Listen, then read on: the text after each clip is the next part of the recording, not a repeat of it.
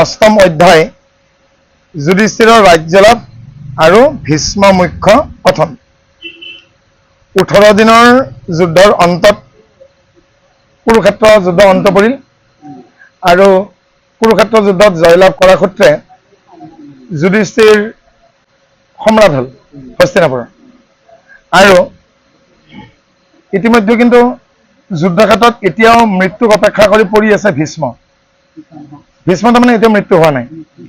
ভীষ্মই ৰখি আছে যে নাতিহঁত আহিব, নাতিহঁতক চাই কৃষ্ণক চাই তেওঁ যাবগৈ। কিন্তু ইফালে যদিও যুধিষ্ঠিৰ সম্ৰাট হল, কিন্তু তেওঁৰ মনত অলপ বেজাৰ কি মানে যিফালেই গৈছে তাৰমানে উকা কপলৰ আইসকলক দেখিছে, তাৰমানে বিধৱা বোৱাৰী, বিধৱা আইতা, বিধৱা মা, বিধৱা পেহী, বিধৱা খুৱাৰী, বিধৱা নাতি বোৱাৰী, তাৰমানে কেৱল বিধৱা মানুহবিলাকক দেখিছে। তাৰমানে এইবুলি মনত ভাবিছেগে এইসকল যে বিধৱা হৈছে ইয়াৰ কাৰণ মই নহয়তো, এই ভাৱনাটো কাৰ আহিছে যুধিষ্ঠিৰ। এই গোত্ৰ হত্যা পাত ৰিয়া যুধিষ্ঠিৰ মাধৱৰ প্ৰবোধেন হইল মন স্থিৰ অধিক বুলন্ত কৰি কৃষ্ণ কবিচাত বুজিলো সমস্তেটো মাৰকোতনাত একান্তন্ত কৰিলো বুলি শুনিল বিঘাত ব্যাসৰ বাক্যত নাহি ৰাজাৰ সঞ্জাত উপহন্ত যতেক যজ্ঞ যুগ প্ৰায় চিত্ত নাহি শান্তি তথাপিতো নৃপতিৰ চিত্ত। আৰু যেতিয়া তেওঁ ৰাজ্যখনত যিফালেই গৈছেগে কেৱল কন্দা কটা। তেওঁ ৰজা হৈছে, তেওঁ মনত নতুনকে ৰজা হৈ মনত মানে যিফালেই গৈছেগে কেৱল বিধৱা আইসকলৰ ক্ৰন্দন। আৰু যেতিয়াই মানে যুধিষ্ঠিৰক দেখা পাইছে বেছিহে কান্দোন হৈছে, তেতিয়া যুধিষ্ঠিৰে মনতে এটাই কথা ভাবিছে, এইসকলৰ কান্দোনৰ কাৰণ মই নহয়তো, মোৰ কাৰণেতো তেওঁলোকে কান্দিবলগীয়া হৈছে দেই। গতিকে তেওঁ কৈছে মোৰ হৈ কিমানে যুদ্ধ কৰিবলগীয়া আহিল সেইটো ডাঙৰ কথা নহয়, কিন্তু আমাৰ বিপক্ষে যিবিলাক হ'লগৈ কদাচিত আমাৰ বহুত পাপ হোৱা নাইতো। আৰু এই যিবিলাক উপদেশ দিয়া মানুহ, আনকি ব্যাসো আহিছে, ব্যাসৰো বাক্যটো নাহি ৰাজাৰ সঞ্জাত, হয় নাই? তো ব্যাসে আহি পেলাই বুজনি দিছে, কিন্তু নাই মানে মানি লোৱা নাই। তেতিয়া ব্যাসে বুদ্ধি এটা কৰিছে। কি বুদ্ধি কৰিছে? কৃষ্ণৰ মুখেৰে মানে ক'লেওতো নামানিব, কাৰণ যুধিষ্ঠিৰৰ কোনোবাখিনি তাৰমানে কৃষ্ণক ভাই লাগে, তাৰমানে অৰ্জুনৰ সখীয়েক যে, সেইকাৰণে ভাবিছেগে নহয় ভীষ্মৰ মুখেৰে যুধিষ্ঠিৰক কোৱা। কাৰণ যুধিষ্ঠিৰে একমাত্ৰ আটাইতকৈ সন্মানৰ ব্যক্তি হ'ল ভীষ্ম। তাত কাহিনীটো হ'ল কেনেকুৱা, অষ্টম দিনৰ যুদ্ধত ভীষ্মই প্ৰতিজ্ঞা কৰিছিল অহাকালি নৱম দিন, অহাকালি পঞ্চপাণ্ডৱক মই হত্যা কৰিম। তাৰমানে দুৰ্যোধনে কৈছে আমাক মৰম নকৰে আপুনি পাণ্ডৱকহে ভাল পায়, এজনকো বগৰাব পৰা নাই। তেওঁলোকৰ সৈন্য কমা নাই, আমাৰ সৈন্যহে কমিছে। আৰু তেতিয়া ভীষ্মই ক'লে অহাকালিৰ যুদ্ধত পঞ্চপাণ্ডৱক মই বধ কৰিম, হয় নাই? আৰু তেতিয়া অষ্টম দিনৰ গধূলি বৰ কন্দা কটা চলিছে পাণ্ডৱ শিবিৰত। তেতিয়া কৃষ্ণই কৈছেগে বন্ধ কৰক, উপায় হ'ব। দ্ৰৌপদীক কৈছেগে তুমি ভীষ্মৰ শিবিৰত যোৱা, তাৰমানে কুৰুক্ষেত্ৰৰ যুদ্ধ যদিও দিনত হয় গধূলি সময়ত ইটো পক্ষৰ মানুহ সিটো পক্ষে যাব। ধৰক ইফালে পাণ্ডৱ পক্ষ, ইফালে কৌৰৱ পক্ষ, যদিও যুদ্ধৰ ক্ষেত্ৰত তাৰমানে যাব পাৰে, খবৰ ল'ব যাব পাৰে, তাৰমানে গুৰুৰ খবৰ মানে অৰ্জুনে যায় দ্ৰোণাচাৰ্যৰ কৃপাচাৰ্যৰ খবৰ ল'ব পাৰে দেই। গতিকে দ্ৰৌপদীক কৈছে তুমি মৌন হৈ ভীষ্ম য'ত শিবিৰত আছেগে তেওঁক গৈ পেলাই এবাৰ সেৱা কৰা চৰণত, কিন্তু একো নকবা। আৰু তেওঁ কি আশীৰ্বাদ দিয়ে মোক কবা। একদম চুপচাপ গৈ পেলাই টোপনি মৰা নাই, তেওঁ জিৰাই আছে। আৰু দ্ৰৌপদীয়ে গৈ পেলাই ভীষ্মৰ চৰণত সেৱা নিবেদন কৰিছেগে, চকুৰ পানী ওলাইছেগে। মানে দ্ৰৌপদী মনৰ ভাৱ কালিতো মই বিধৱাই হ'ম। আৰু তেতিয়া ভীষ্মই আশীৰ্বাদ দিছেগে অখণ্ড সৌভাগ্যৱতী হ'ব, কিন্তু দ্ৰৌপদীয়ে বুজি পোৱা নাই। তেতিয়া দ্ৰৌপদী কৈছে পাঞ্চালী কাষলৈকে আহি পেলাই হাত দুখন মূৰত দি পেলাই কৈছেগে তুমি কিয় কথা কোৱা নাই, তুমি কিয় মনে মনে আছা, তুমি ইয়ালৈকে কিয় আহিছা আৰু তোমাক কোনে পঠাইছে মই জানো। তুমি কিয় কথা কোৱা নাই, তুমি কিয় কান্দিছা, তুমি কিয় মনে মনে আছা, তোমাক কোনে পঠাইছে মই জানো। তোমাক যিয়ে পঠাইছে তেওঁ কবা অহাকালিৰ যুদ্ধত যেন তেওঁ নাহে, আৰু অৰ্জুনক কবা, তোমাৰ স্বামী অৰ্জুনক কবাগে যাতে কালি ভিনীয়েকৰ ৰথখন সোনকালেকে চলায়। তোমাক যিজনে পঠিয়াইছে তেওঁ কবা যুদ্ধলৈকে যাতে কালি নাহে, আৰু তোমাৰ স্বয়ম্বৰত যি জিকিছিল অৰ্জুন তেওঁ কবা তেওঁৰ ৰথখন যাতে কালি সোনকালেকে চলায়। আৰু গৈ পেলাই কৃষ্ণক কৈছেগে মোক এটা আশীৰ্বাদ দিছে মই বুজি পোৱা নাই। বোলে কি বুলি কৈছে, অখণ্ড সৌভাগ্যৱতী ভৱ। তেতিয়া কৃষ্ণই কৈছেগে স্বামীসকলৰ বিয়োগ হোৱাৰ আগত তুমি পৃথিৱীৰ পৰা বিদায় ল'বা, তোমাৰ কপালৰ ফুট কেতিয়াও মোচা নাযায়। ভীষ্মই কি বুলি কৈছে, অহাকালি পঞ্চপাণ্ডৱক হত্যা কৰিম, আৰু সেই ভীষ্মই আশীৰ্বাদ দিছে তাৰমানে পাণ্ডৱ নমৰে। ভীষ্মই ভালকে জানে এইটো কৃষ্ণই পঠিয়াইছেগে, আৰু সেইকাৰণে কি কৈছেগে যিজনে পঠিয়াইছে তেওঁ কালি যুদ্ধত আহিব নিদিয়ে, তাৰমানে কৃষ্ণ কালি আহিব নালাগে যুদ্ধত। আৰু কি বুলি কৈছেগে যে তোমাৰ স্বামী অৰ্জুনক কবা যাতে সোনকালেকে ৰথখন চলায়। সোনকালে কোন সেইখন দি হয় নাই। গতিকে কুৰুক্ষেত্ৰ যুদ্ধত এদিনৰ কাৰণে সোনকালে সেইখন দিয়ে ভিনীয়েকৰ ৰথখন চলাইছিল হয়নে। গতিকে পিছদিনাখনৰ যুদ্ধত কি হ'ল, নৱম দিনত সোনকালে। আৰু আগবেলাৰ ভিতৰত বহু সৈন্য পাণ্ডৱৰ মাৰি পেলালে ভীষ্মই। যেতিয়া অৰ্জুনৰ মুখামুখি হ'ল দুৰ্যোধনে ভাবিছে আজি শেষ পঞ্চপাণ্ডৱ, কিন্তু অৰ্জুনৰ মুখামুখি যেতিয়া হ'ল চাগে ধনুৰ বৰ্ষৰেদি, আৰু সিফালে তাৰমানে সন্মুখত সিখন দি কিন্নৰ অস্ত্ৰহীন ৰথহীন আৰু নাৰীৰ বিৰুদ্ধে অস্ত্ৰ নলয়। গতিকে সেই চেগতে সন্মুখত সিখন দি সেই চেগতে অৰ্জুনে ভীষ্মৰ ধনুৰ বাণ কাটি দিলে, সাৰথিক মাৰি পেলালে, আৰু বাণেৰে তেওঁক ৰথৰ পৰা বগৰাই দিলেগে। কাৰণ চাওক কিমানখিনি কৃষ্ণ ষড়যন্ত্ৰ কৰিছে। ভীষ্ম আৰু কৰ্ণৰ মাজত সংঘাত লগাই দিছে। কৰ্ণই কি কৰিছে, যেতিয়ালৈকে পিতামহ ভীষ্ম ৰণত নপৰে মই ৰণলৈকে নাযাওঁ। আৰু প্ৰথমতেই যদি কৰ্ণক যুদ্ধত নমাই দিয়ে তেতিয়াহ'লে এদিন বা দুদিনতে যুদ্ধখন শেষ হ'ব, যুদ্ধখন কেৱল কৃষ্ণ অৰ্জুনৰ মাজতে থাকি যাব হয়নে। গতিকে কিমান তেওঁৰ কুটকৌশল। সেইকাৰণে কি কৈছেগে যে ব্যাসে এটা কৌশল কৰিলে, মই ভীষ্মৰ দ্বাৰা যুধিষ্ঠিৰক সান্তনা দিম, ভীষ্মৰ দ্বাৰা যুধিষ্ঠিৰক সান্তনা দিম, আৰু নহ'লে কিন্তু তেওঁ সান্তনা। কাৰণ কিমান কি হৈছে, যোগ কৰা, প্ৰায়শ্চিত কৰা, দান কৰা, দক্ষিণা কৰা, চব কৰিছে, কিন্তু মনত শান্তি অহা নাই, শান্তি অহা নাই। আমি এইবিলাক যে কিবা কিবি কৰে মনৰ শান্তিৰ কাৰণেহে কৰোগে। সেই ঈশ্বৰে ঈশ্বৰক কোনে কৰিবে নিৰোধ, ভীষ্মৰ মুখে আংক কৰাইব প্ৰবোধম, এখেন মনে মানিল অন্তম ঈশ্বৰ মাধৱে, গৈলা কুৰুক্ষেত্ৰক পাণ্ডৱ সবান্ধৱে। 18 দিনত যুদ্ধ শেষ হ'ল, কিন্তু ভীষ্মৰ মৃত্যু হোৱা নাই, ইচ্ছা মৃত্যু। মই যাওঁ বুলি নোকোৱালৈকে তেওঁতো নাযায়গে। আৰু তেতিয়া কুন্তীয়ে সদায় আবেলি পিতামহক তাত দেখা কৰিবলৈকে যায়। কিন্তু অদ্ভুত কথা, যুধিষ্ঠিৰে পাহৰি গ'ল ককাক যে পৰি আছে, আৰু ৰাজপাটত উঠাৰ আগত যে তাতে গৈ পেলাই যে সেৱা এটা কৰি আহিব লাগে, এইটো অপৰাধ কৰিলে। এটা সেৱা কৰি আহিব নালাগিছে জানো। আমি যদি অসমীয়া মানুহ হৈ পেলাই সনাতন হিন্দু মানুহে যে বিহুৰ দিনাখন যদি বাচি থকা মাকক বা দেউতাকক সেৱা নকৰে, মাক বিচনাত আছে কিন্তু নামঘৰতে সেৱা কৰিছে, কিন্তু মাকক সেৱা কৰা নাই, মানে অসুখ হৈ থকাৰ কাৰণে, সেয়া সেৱা ঈশ্বৰে ল'ব জানো হয় নাই। গতিকে কুন্তীক কি কৈছেগে, তেওঁলোকে নিজ ইচ্ছাৰে যেতিয়ালৈকে নাহে তোমালোকে নকবা। কিমান দিন, 12 দিন অহা যোৱা কৰিছে, আৰু 12 দিনৰ দিনাখন গধূলি, তাৰমানে যুদ্ধৰ পাছৰ 12 দিন। কিমান দিন পালেগে, 9 দিনৰ যুদ্ধত পৰিছে, 9 দিন আৰু যুদ্ধ থাকিল, সিফালে 9 দিন থাকিল, 9 12 21 দিন শাস্তি খাই আছে মানুহজনে হয়নে। কিমান ধৈৰ্য হ'ব লাগে। 12 দিনাখন গধূলি দেখিছে হুলুকে তেজ ওলাইছে মুখে, মানে কথা ক'ব পৰা নাই। আৰু তেতিয়া কুন্তীয়ে ক'লে নাই মোৰ ধৈৰ্য নাই, আৰু কুন্তীয়ে তেতিয়া আহি পেলাই গালি পাৰিছে দেউতাক, অকমানো হুঁচ নাই নে, বেহুচ হৈ গ'লে নেকি ৰাজপাটত উঠি, পিতামহ যে পৰি আছে, তহঁতৰ যে মুখখন নেদেখিলে যে তেওঁ বিদায় নলয়, তেওঁক ইমান শাস্তি দিবৰ মন নে তহঁতৰ। আৰু এনেকুৱাকে ৰাতিটো কিবাকে পাৰ হ'লে তহঁতি গলিয়ে তেওঁ বিদায় ল'ব। ৰাতিপুৱাই কৃষ্ণ গৈছে, ভীষ্মৰ বাওঁফালে থিয় হৈছে, মূৰ শিতানত উদ্ধৱ, পথানত সত্যৱতী, কুন্তী, দ্ৰৌপদী, সুভদ্ৰা ইত্যাদি আইসকল তাত। আৰু ইফালে পঞ্চপাণ্ডৱ। আৰু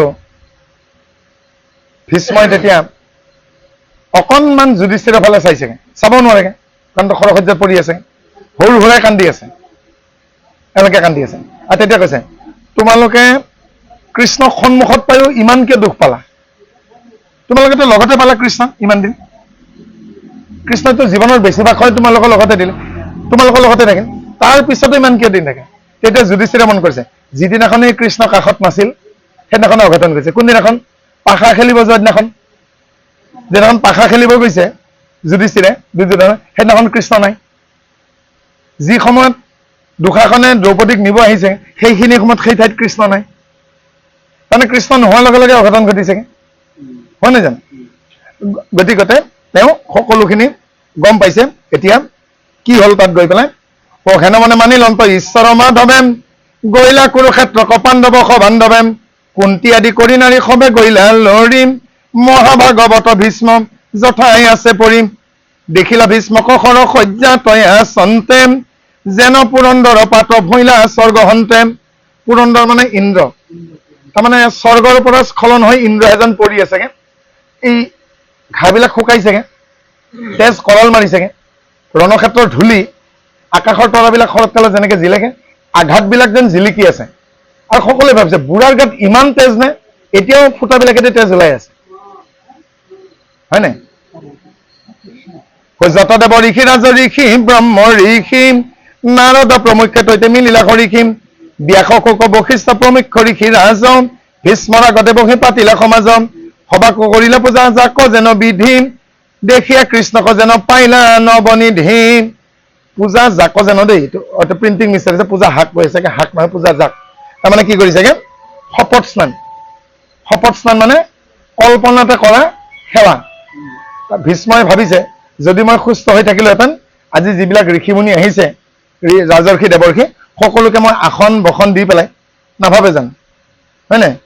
গতিকে সকলোকে আসন বসন দিলে। এই শপত স্নান দুজনে কৰিছে। কোনে কৰিলেগে? ভীষ্মই কৰিলে। আৰু যেতিয়া বসুদেৱ জেলত আছে, কংসৰ কাৰাগাৰত আছে, তেতিয়া কি কৈছে? শপত স্নান।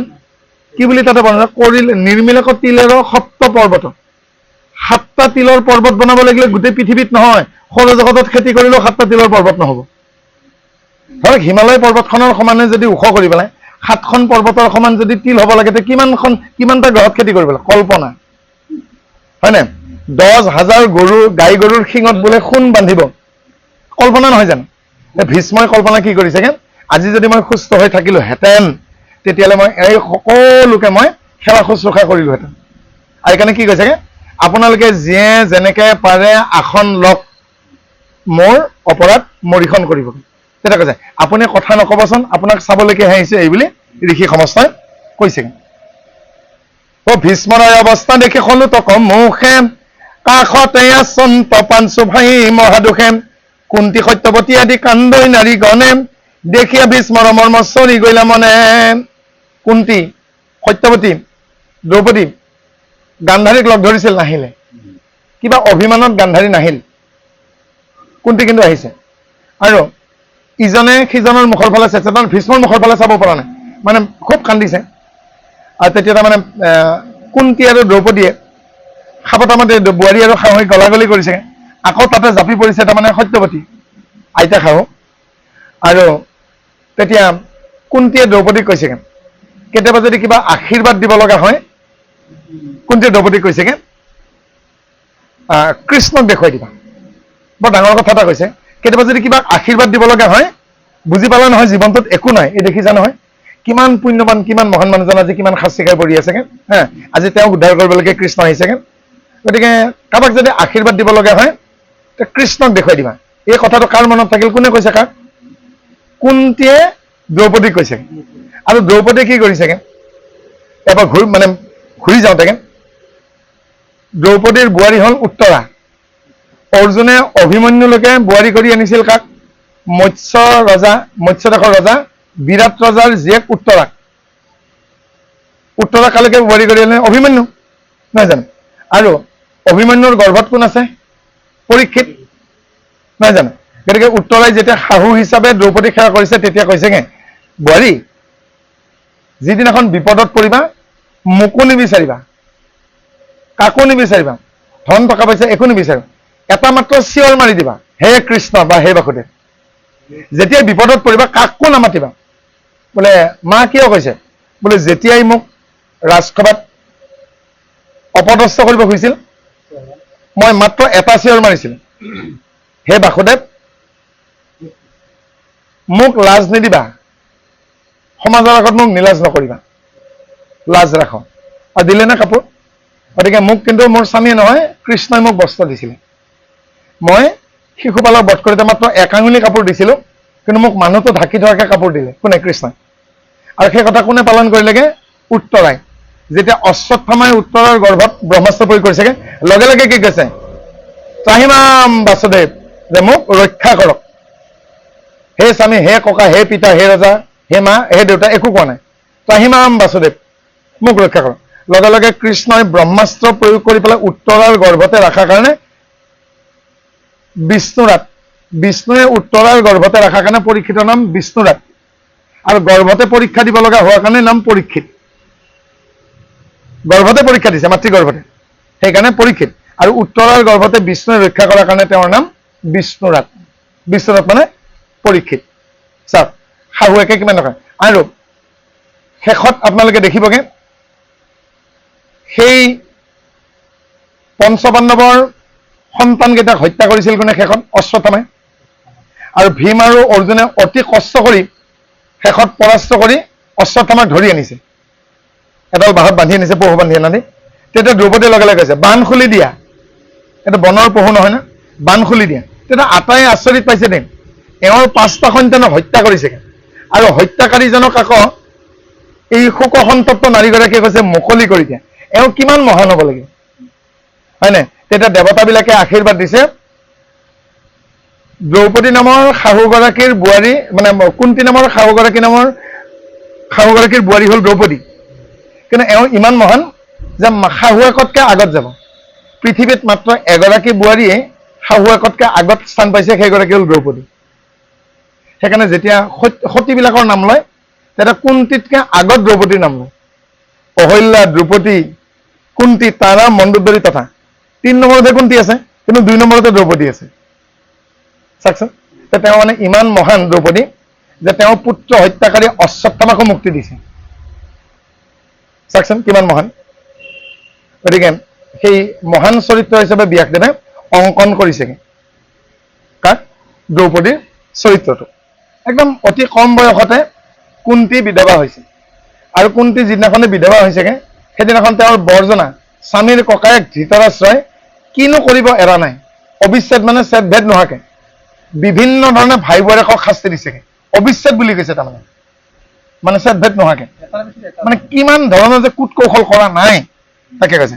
হামাও কুন্তী তোমাক শেষ কৰ, মানে তোমাক লৈ মোৰ খুব দুখ লাগে বোৱাৰী মাজনী। কোনে কৈছে? জীৱনটোৰ বেছিভাগ সময়তো তুমি বাহিৰতে থাকিলা। শকুনিয়ে কি ষড়যন্ত্ৰ কৰিছিল চাওকচোন। 12 বছৰ 12 বছৰ কিমান হ'বগে? 24 বছৰ, আৰু ইফালে 2 বছৰ কিমান হ'লগে? 26। 50ৰ লগত 26 যোগ দিয়ক, কিমান হ'লগে? 76। 76 বছৰ বয়সত আমাৰ সনাতন হিন্দু ধৰ্ম অনুসৰি ৰাজপাটৰ ৰজা নুঠে। তাৰমানে ঋষভে বিদায় লৈছে নহয়, তাৰমানে সেইখিনি সময়ত তেওঁৰ ৰাজপাটত বহাৰ যোগ্যতা শক্তি নাথাকিব নহয়, শত্ৰুৰ লগত কেনেকে যুঁজ কৰে। তাৰমানে কিমান ষড়যন্ত্ৰ কৰিছে শকুনি, হয় নাই? আৰু একেবাৰে শেষৰ দিনাখন কি কৰিছেগে? আগত জানে শেষৰ দিনাখন গৰু চুৰ কৰিব গৈছে, বিৰাট ৰজাৰ ঘৰত গৰু চুৰ কৰিব গৈছে কৌৰৱে। তাৰমানে কি ভাবিছে? পঞ্চপাণ্ডৱ ওলাই আহিব, আৰু ওলাই নাহিল। কোন আহিলগে?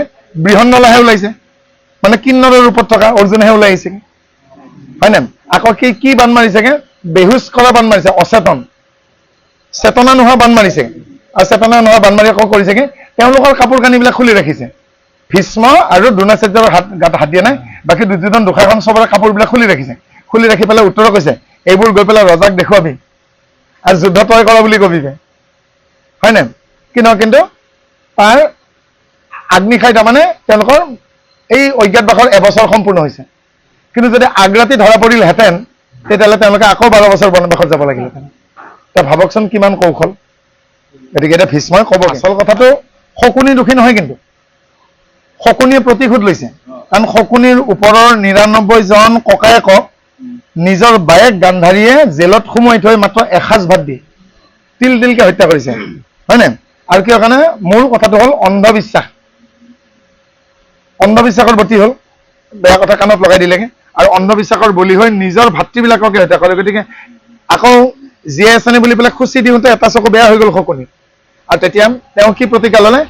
মোৰ দাদাহঁতক যে হত্যা কৰিলেগে মই ইয়াৰ প্ৰতিশোধ ল'ম, কিন্তু উল্টাকে ল'ম, যে মোক গমেই নাপাব। আৰু সেই মৰা ককায়েকহঁতৰ হাড়েৰে পাখা গুটি কেইটা, সেইকাৰণে তেওঁ যদি ৩, ৪, ৫ বুলি কয় ৩, ৪, ৫ ওলাব, হয় নাই? কিন্তু এটাই কথা কৈছিল ককায়েকহঁতে, এই গুটিকেইটা খেলোতে, পাখা খেলোতে, তেতিয়াহে তোমাৰ বাক্য কামত আহিব, যদিহে তাত কৃষ্ণ নাথাকে। পাখা খেলাৰ সময়ত কিন্তু কৃষ্ণ তাত নাই। কিমান কৌশল কৰিছে, হয় নাই? আৰু সেইকাৰণে কি ক'লেগে? এই উচ্চতাই জোলখ বুলি কয়। গতিকে পিতৃ স্মৰণ কৰিলেগে শকুনিয়ে, তেতিয়া ক'লে কি, তুমি সাপক যদি বধ কৰিব লাগে তেতিয়াহ'লে কি কৰিব লাগিব? বোলে 11 মান তুমি মাছ আনিব লাগিব। মাছ আনি নেউলৰ গাঁতলৈকে তুমি মাছবিলাক পাতি থৈছা। সাপে যিটো খুৰুঙত সোমাই থাকে, সাপৰ খুৰুঙৰ পৰা নেউলৰ গাঁতলৈকে তুমি মাছবোৰ ছটিয়াই দিয়া এটা এটাকে। গতিকে নেউলটোৱে কি কৰিবগে? নিজৰ গাঁতৰ পৰা মাছবোৰ খাই খাই খাই খাই আহি শেষ মাছটো ক'ত পাব? সাপৰ খুৰুঙত পাব। আৰু সাপৰ খুৰুঙত পোৱাৰ লগে লগে সাপ আৰু নেউলৰ যুদ্ধ হ'ব। যুদ্ধত কি হ'ব? নেউলটো জিকিব। কিমান ধুনীয়া বুদ্ধি নকৰিলে নে? গতিকে কি কৰিলেগে? পঞ্চ পাণ্ডৱক তুমি উচতাব লাগিব। উচতাব লাগিলে কি কৰিব লাগিব? তুমি দুৰ্যোধন দুষাসনৰ লগত ভালে থাকিব লাগিব। দেখাত তাৰমানে দুৰ্যোধন দুষাসনক ভাল পাইছেগে, ভিনকক সহায় কৰিছে, কিন্তু আচলতে পঞ্চ পাণ্ডৱৰ দ্বাৰা হত্যা কৰোৱাব নিজৰ ভাগিনীয়েকহঁতক। পাইছেনে বুজি? নহ'লেতো ভাৰসাম্যটো ৰক্ষা নকৰিব। মুঠতে কৃষ্ণই ভাৰসাম্য ৰক্ষা কৰিছে। মানে কুন্তীয়ে তেতিয়া সুধিছেগে, মোৰ কি দোষ আছিল যে মোৰ বিধাতাই ইমান বেয়া কথা লিখিছে নে কপালখনত? তেতিয়া কৈছে, বিধাতাই তোমাৰ কপালখনত দুখ লিখা নাছিল, তোমাৰ সময় বেয়া আছিল। ভীষ্মই কি ক'লে কুন্তীক? তোমাৰ কপালখন বেয়া নহয়, তোমাৰ যদি কপাল বেয়া হয় বিদুৰৰ নিচিনা দেৱৰ নাপালাহেঁতেন, যিয়ে তোমাৰ ল'ৰাকেইটাক ইমান ধুনীয়াকে ৰক্ষণাবেক্ষণ আৰু গাইড দিছেগে, মাৰ্গদৰ্শন কৰিছে। কৃষ্ণৰ নিচিনা তুমি ভতিজা নাপালাহেঁতেন। ফুটা কপাল হ'লে কৃষ্ণৰ নিচিনা ভতিজা পায় নেকি? ফুটা কপাল হ'লে তোমাৰ কপাল বেয়াখন হ'লে বিদুৰৰ নিচিনা, যি বিদুৰে লাক্ষাগৃহৰ পৰা ৰক্ষা কৰিলে তোমাৰ পুত্ৰক, বিষৰ লাৰু দিব বুলি পেলাই ভীমক আগতেই গম পাই পেলাই কি দ্ৰব্য খালে বিশেষ কাম নকৰে আগতেই ভীমক কৈ থৈ দিছে, হয় নাই? চাওকচোন, কোনে ৰক্ষা কৰিছে? বিদুৰে। সেইকাৰণে কৈছে তোমাৰ কপাল বেয়া। তেতিয়াহ'লে মোৰ কি বেয়া আছিল? আকৌ সুধিছে কোনতে? তোমাৰ সময় বেয়া আছিল। তোমাৰ সেইখিনি সময় বেয়া আছিল, হয় নাই? গতিকে ইমান ভাল কাম কৰক, ইমান ভাল কাম কৰক, কেতিয়াবা যদি আপোনাৰ মুখেৰে নক'বলগীয়া কথা এটা ওলাইছেগে, নকৰিবলগীয়া কাম এটা কৰিবলগীয়া আছে, তেতিয়া কয় এই মানুহজনেতো কেতিয়াও এনেকে নকয়, হয়নে? বোলে দাসবাবে, সৈন্যবাবে, কল্যবাবে এনেকেতো কেতিয়াও নকয়, কি হ'ল বাৰু? নহয়, তেওঁৰ চাগে এতিয়া সময় বেয়া চলিছে। মানুহে এটা কথাই ক'ব, কিয় কাৰণে? আপুনি যেতিয়া কস্মিন কালে বেয়া কাম নকৰে, বেয়া কথা নকৰে, গতিকে মানুহে এটাই সিদ্ধান্ত হ'ব, এওঁৰো নিশ্চয় সময় বেয়া হৈছে। সেইকাৰণে ভীষ্মই কি কৈছে? তোমাৰ কপালখন বেয়া নহয়, তোমাৰ কপালখন ফুটা নহয়, কাৰণ আজি তোমাৰ পুত্ৰ চক্ৰৱৰ্তী ৰজা, সম্ৰাট বুজিছে। ফুটা কপালৰ মাকৰ পুতেকৰ যাই পেলাই চক্ৰৱৰ্তী ৰজা হয় নেকি? গতিকে তোমাৰ সময় বেয়া আছিল আৰু বেয়া সময় তোমাৰ শেষ হ'ল। হে ৰাম ধনজন জীৱনতি লেকে কৰ্ণে চন্ন, কালকতৰ কিবে হেনে নাহি কোজন। বতৰা ঠিকেই হ'ল দিয়ক। নামত তিলক বাপে আপোনালোকৰ নাম ল'লে, এতিয়া ভাগৱতত তেওঁৰ নাম লৈছে, নহয় জানো? চাওক, আমি কোৱা নাই দেই, ধন জন জীৱন তিলকে কৰে চন্ন, কালকো তোৰ কিবা হেনৰ পৰা জানা, হয় নাই? এতিয়া তিলক মানে হৈছে ফুট, হা, আৰু তিলক মানে এটা অত্যন্ত সময়, তাৰমানে এক তিল, এক সময় মানে এই এক তিল মানুহ কৰিব নে আপুনি ৰাখিব নোৱাৰে, হয় নাই? গতিকে মানুহৰ ধন, মানুহৰ জন, মানুহৰ জীৱন এক মুহূৰ্তত আমি কি কওঁ?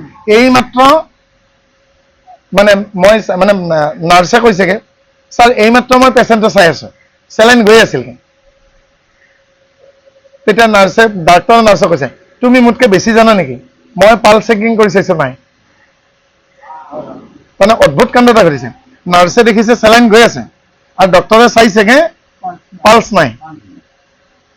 তাৰমানে এনেকুৱা অদ্ভুত ঘটনা ঘটিল, মানে ভিতৰৰ ফালে কিবা এটা প্ৰক্ৰিয়া চলি আছে, কিন্তু হৃদযন্ত্ৰ ইতিমধ্যে বিদায় লৈছে, হাৰ্টৰ পাল্স নাই, তাৰমানে মানুহটো ইতিমধ্যে গ'লে।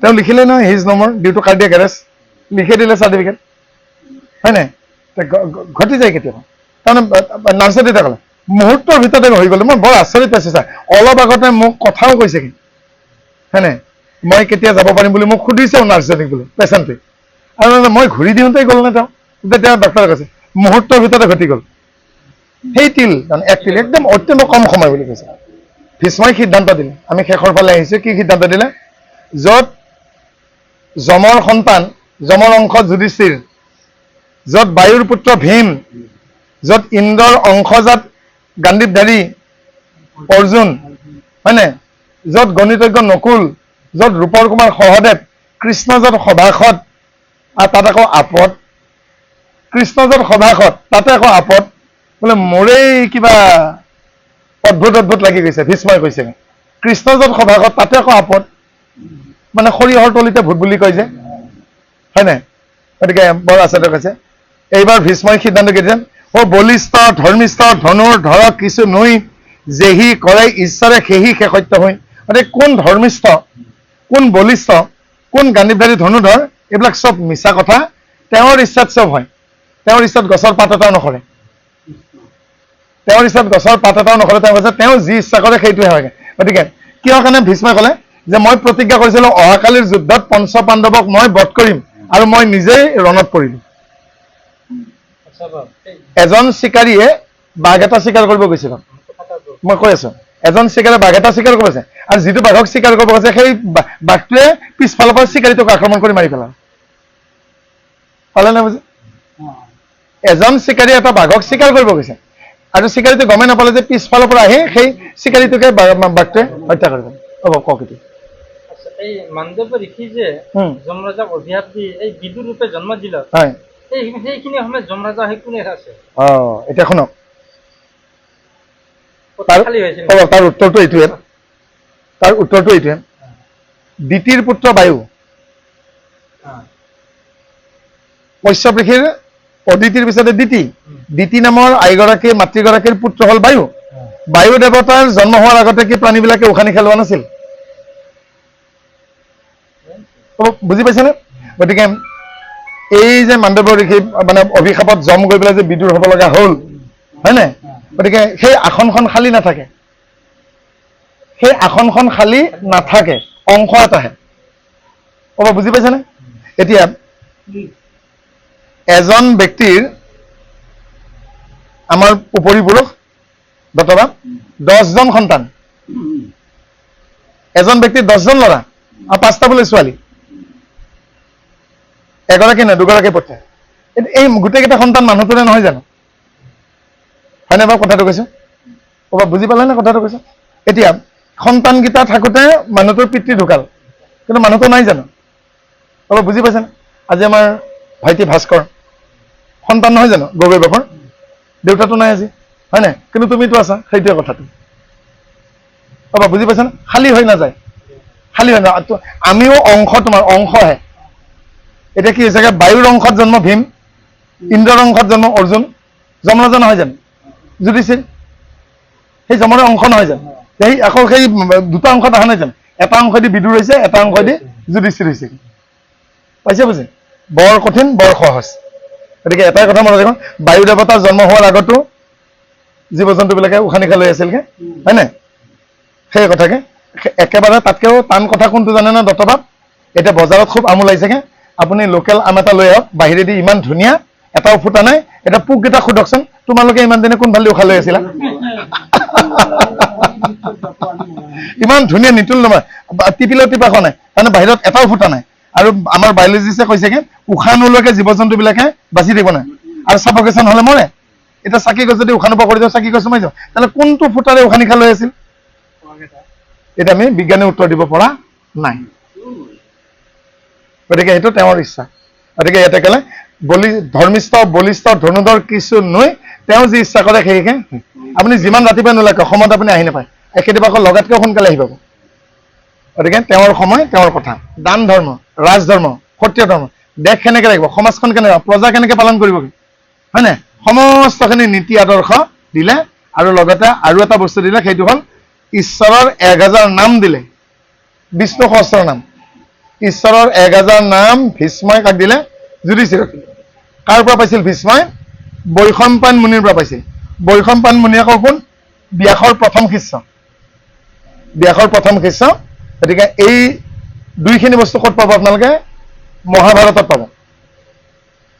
1000 নাম ভীষ্মই কেনেকে বৈশম্পায়ন মুনিৰ পৰা পাইছে আৰু ভীষ্মই আকৌ কেনেকে যুধিষ্ঠিৰক দিলে, এই কথাখিনি ভীষ্ম পৰ্বত পাব। আৰু ভীষ্ম পৰ্বত মহাভাৰতত আৰু এটা ভাল বস্তু পাব, গীতাখন পাব।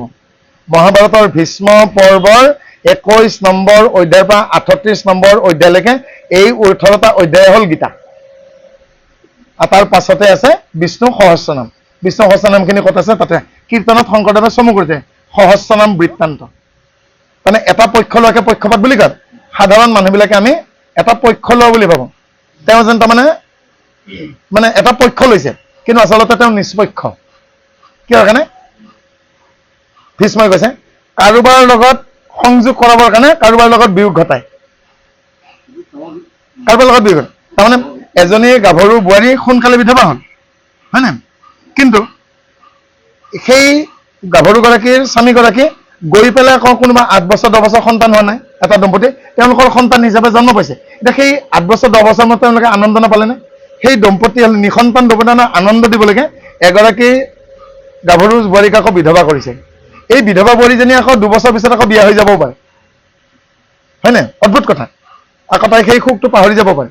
গতিকে কাৰ লগত কেতিয়া জোৰা দিয়েগে, কাৰ লগত বিচ্ছেদ ঘটে, সেইটো তেওঁৰ ইচ্ছা। আৰু তেওঁৰ অংক কোনো বলে নোৱাৰে। তেওঁৰ যিখন গণিত, সেই গণিতখন আমি বলে নোৱাৰে। কেনে কৈছেগে যে ইমান সময় দেখা দিয়া নাছিল, তাৰমানে তেওঁৱে অনা নাছিল, তেওঁ যে অনাইছে, নিজে নিজে আহিছে।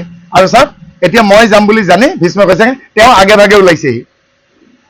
সেইকাৰণে কি কৈছেগে যে মই প্ৰাণ এৰো দেখা হেন সময়ত আপুনি ভৈলন্ত আশী আটাইতকৈ আগতে কৃষ্ণ আহিছে। তেওঁ জানে মোৰ যাবৰ সময় হৈছে। আৰু চাওকচোন কি মোৰ ভাগ্য, আজি গোটেই ঋষিমুনিবিলাকো আহিছে। সেইটো আচলতে আজি আমাৰ জ্যোতি ভাইটিৰ মাক আয়ে ভাবিছে কি, মানে ভাস্কৰ মাকে জ্যোতি আয়ে কি ভাবিছে গম পাইছেনে? যে মোৰ আজি স্বামী বৈকুণ্ঠ হোৱা 180 দিন, হয় নাই? কিন্তু নহয়, ঈশ্বৰে কি কৈছে গম পাইছে নাই? আজি তহঁতক লগ লগাওঁ ৰ, বহুত দিন দেখা দেখি হোৱা নাই।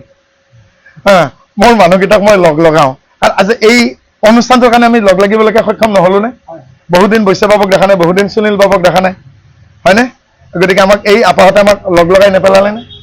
হয় জানো? এতিয়া কোন যোৰহাটৰ, কোন শিৱসাগৰ, কোন ধুবুৰীৰ, কোন গৌৰেশ্বৰৰ ক'ৰবাত আমাৰ কিবা আছে নেকি? হওকচোন। এখেত ইউনিভাৰ্চিটি নামঘৰৰ পৰা আহিছেগে, এখেতে নাৰায়ণপুৰৰ পৰা আহিছেগে, এখেতে সাগৰৰ মাজৰ পৰা আহিছেগে ডিউটি ছুটি লৈ পেলাই, এখেতে হস্পিটেলৰ পৰা সোনকালে ভাল কৰাই দিছে, ঈশ্বৰে আহিব লাগে যে, হয় নাই? গৰমত তেখেতে কোনোদিন নোলাই এইখিনি দত্তৰ বাবে, আজি আহিছেগে। কালি জালুকবাৰীত আছেগে, সেই আমাৰ নামঘৰৰ বাবে, কালি নামঘৰত সোমাই আছে, আজি ইয়াত আহিছেগে। সুনীল বাবাই ৰাতিপুৱা ভাবিছে পাৰিম নে যাব, কোনো ইয়াত আছে দেখোন। গতিকে কোনে লগ লাগে? ঈশ্বৰে লগ লগোৱা নাই জানো, হয় নাই?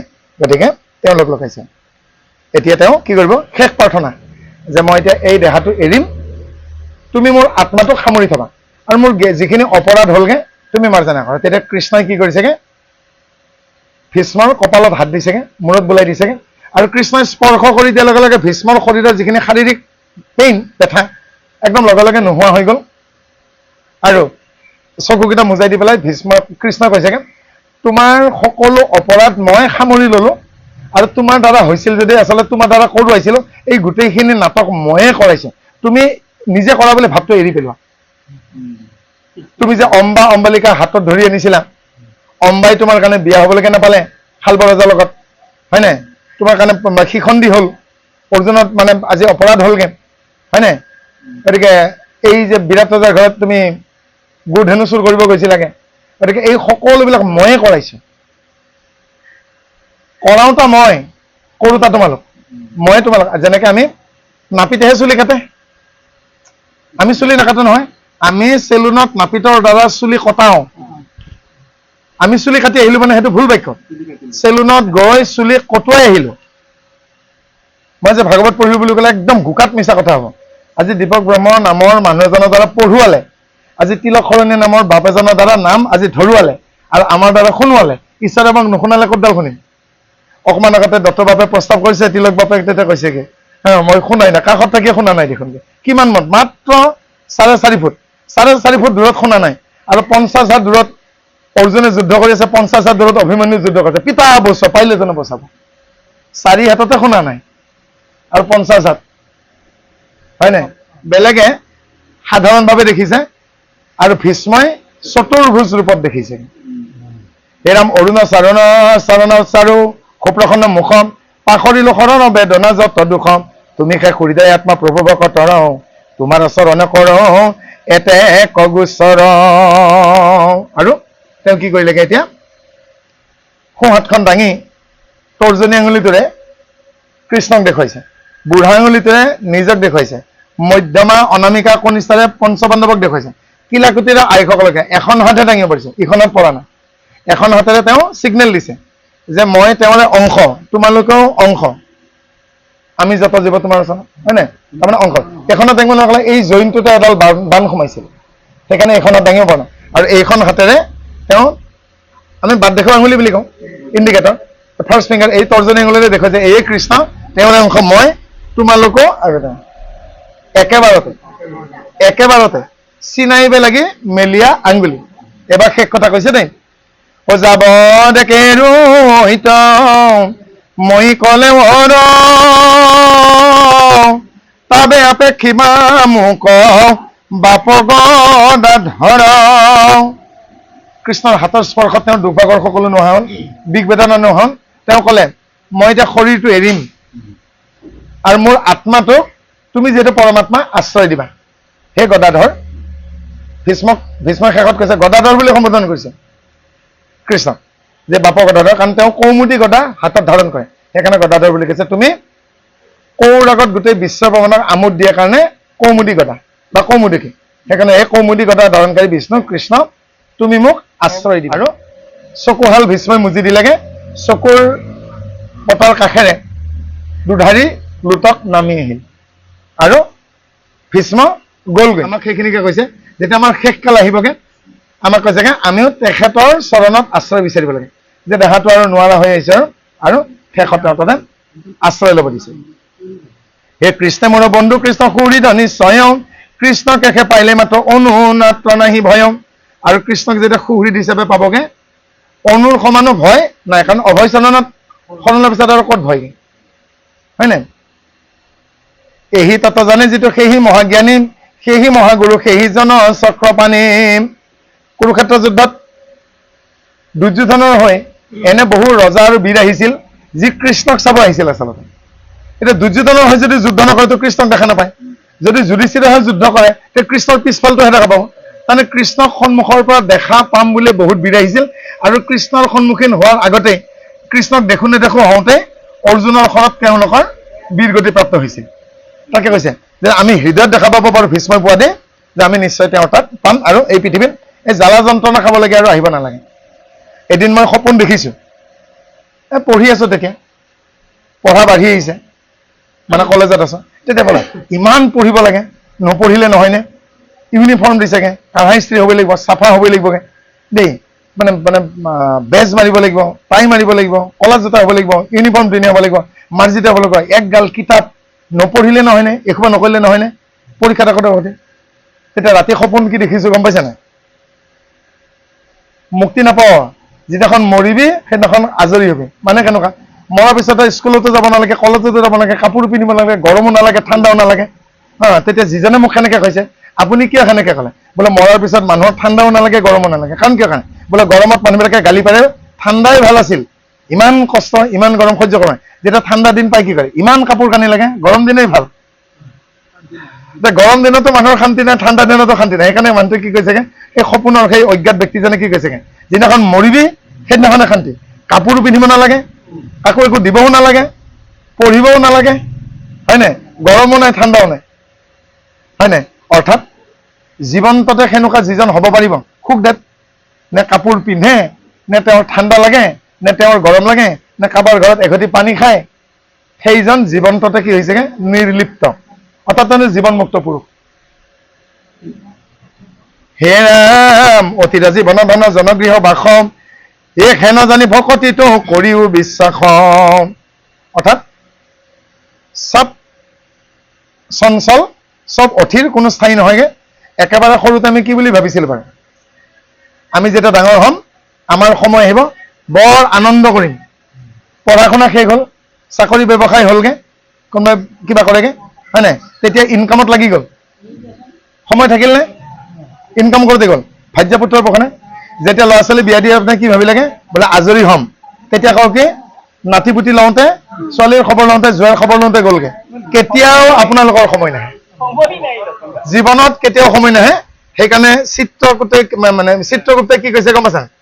মোৰ বিচাৰ সভাত অহাৰ আগতে যাৰ যি মন যায় সেয়া যদি ভাল সংকল্প হয় তাক ভাবি থাকিব নালাগে, লগে লগে কৰিব লাগে। সেইকাৰণে কৈছে কৰিম কৰিম বুলি গহৰি কৰিলে কৰিব কি বাৰে শুনে, আজি কৰিম কালি কৰিম, হয় নাই? ৰাৱণে অমুক কৰিম তমুক কৰিম বুলি ভবা নাছিল, যদি ভাল কাম বুলি ভাবিছে তাকে চিত্ৰগুপ্ত। বেয়া কাম যে তহঁতে সুধি সুধি নকৰ মাৰ বাপা, ভাল কামকেইটা শুধ কিয়? বেয়া কাম যদি নুসুধাকে কৰিব পাৰা, ভাল কামো নুসুধাকে কৰ, হয় নাই? সেইকাৰণে কৈছেগে কিবা যদি ভাল কাম বুলি ভাবিছেগে, কৰিবলৈকে মন গৈছে, সময় যদি খোজে কৰি পেলাওক, কৰি পেলাওক, হয় নাই? হে ৰাম কাল অজৰ গৰাই দিলে তিলে কমৰণ, হে কৃষ্ণ চৰণে লয় সত্তৰে শৰণ। সমানে শৰীৰ, ৰমনে ৰমন, মূৰ্ধন্য মানে প্ৰয়োগ, নহয় জানো?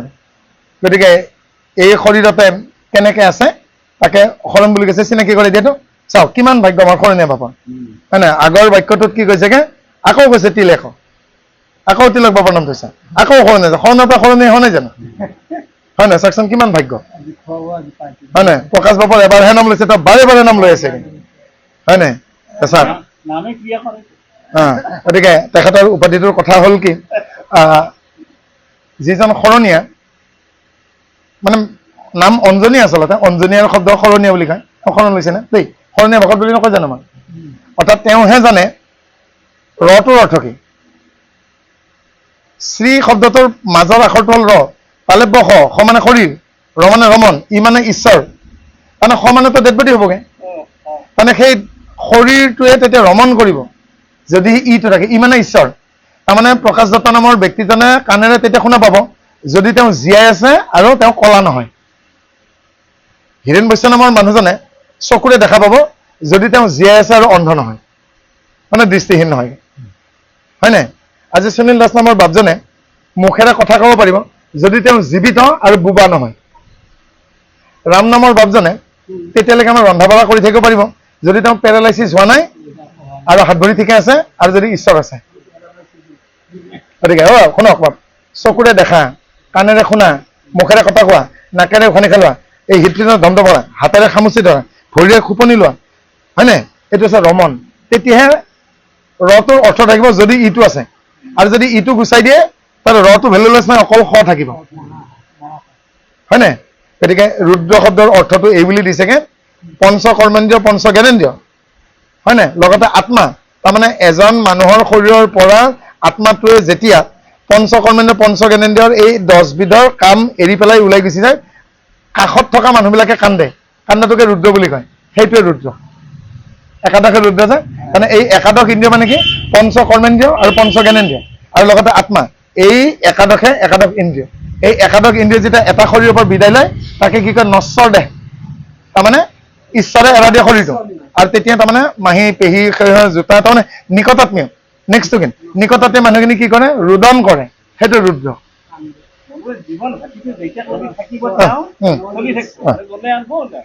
এই কৃষ্ণ কিং কৰে কহেন ইহে তত্ত্ব সাৰ, এই বোলা ৰাম ৰাম হওঁ কওঁ পুৰুষ হয় উদ্ধাৰ। ইয়াত ধুনীয়া শব্দ এটা কৈছে, আমি শেষ শব্দটোত কৈছোগে, কৃষ্ণৰ কিং কৰে কহে ইহ তত্ত্ব সাৰ, ইয়াত তাৰমানে আটাইতকৈ সাৰ, হয় নাই? বোলা ৰাম ৰাম হৌক পুৰুষ উদ্ধাৰ। পুৰুষ মানে কিন্তু মতা মানুহৰ কথা কোৱা নাই, পুৰুষ মানে পুৰুষানুক্ৰম, তাৰমানে আমাৰ এনচেষ্টাৰ, আমাৰ তাৰমানে পূৰ্বপুৰুষবিলাক, দেউতাৰ ফালৰ পৰা 7 পুৰুষ, দেউতাৰ মোমায়েকৰ ফালৰ পৰা 7 পুৰুষ, মাৰ ফালৰ পৰা 7 পুৰুষ, 21 পুৰুষ। মানে এই যেতিয়া ঈশ্বৰক সাৰ কৰি মানি ল'ব তেতিয়া এই 21 পুৰুষ উদ্ধাৰ হ'ব। আৰু বৈবাহিক ক্ষেত্ৰত কৈছেগে সপিন্দিৰ লগত সম্বন্ধ নিষেধ। হীৰেণ বৈশ্য বাপজনাৰ দেউতাকৰ ফালৰ পৰা 4 পুৰুষ, হীৰেণ বৈশ্য বাপজনাৰ নলবাৰীৰ মাকৰ ফালৰ পৰা 3 পুৰুষ, 4 3 কিমান 7 পুৰুষ। আৰু তেওঁৰ যি 2টা সন্তান আছে লৱকুশ, সেই লৱকুশই এই 7 পুৰুষৰ কোনো ছোৱালীৰ লগত বৈবাহিক সম্বন্ধ কৰিব নোৱাৰিব।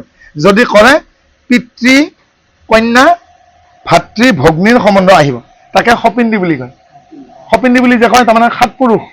সেইকাৰণে আমাৰ এই একশৰণ হৰিনাম ধৰ্মত শংকৰদেৱ, মাধৱদেৱ, হৰিদেৱ, দামোদৰদেৱ চাৰিজনে সপিণ্ডিৰ মাজত বেদৰ অনুসৰি বৈবাহিক সূত্ৰ কৰিবলৈকে মানা কৰিছে। তাৰমানে পিতৃ দুহিতা, পিতৃ দুহিত্ৰী, ভাতৃ ভগ্নী আমাৰ সনাতন হিন্দু সমাজত নিষেধ। আৰু যদি কোনোবাই কৰে তেতিয়াহ'লে সমাজে তেওঁক আঁতৰাই থয়। কিয় কেনেকে? আমি যদি ককাই ভনীৰ সম্বন্ধনো মানি নলওঁ, পিতৃ জীয়ৰীৰ সম্বন্ধনো মানি নলওঁ, কি হ'বগে? মৰ্যাদা হেৰুৱাম, মৰ্যাদা হেৰুৱাম। সেইকাৰণে কি কৈছেগে? ঈশ্বৰৰ এই নাম যদি ভালদৰে লওঁ 21 পুৰুষ উদ্ধাব। সেইকাৰণে কৈছে বোলা ৰাম ৰাম হংক সেইখন এই কৃষ্ণই শংকৰে কহেন ইহে তত্ত্ব সাৰ ও বোলা ৰাম ৰাম হংক পুৰুষয় কৃষ্ণ শংকৰ গুৰু হৰি ৰাম ৰাম ৰাম ৰাম।